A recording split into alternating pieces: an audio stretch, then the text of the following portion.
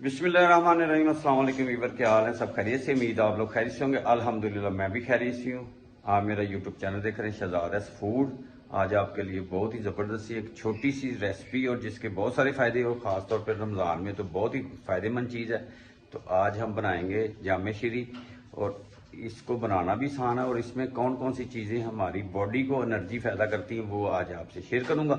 जो मेरे चैनल पर नए सबसे पहले सब्सक्राइब और बेल के बटन को दबा लें। वीडियो अच्छी लगे लाइक और कमेंट जरूर करें जी। इसमें मैंने पानी डाल दिया, तुखमलंगा और गूंद कतीरा में इसको रख देते। अभी रोज़ा खोलने में 40 मिनट पड़े हुए हैं, तो उतनी देर में माशाल्लाह ये काफ़ी इसकी ग्रोथ हो जाएगी। और ये आप रोज़ा खोलते हुए इफ्तारी में ये इस्तेमाल करें, बच्चों के लिए भी बहुत ही मुफीद है।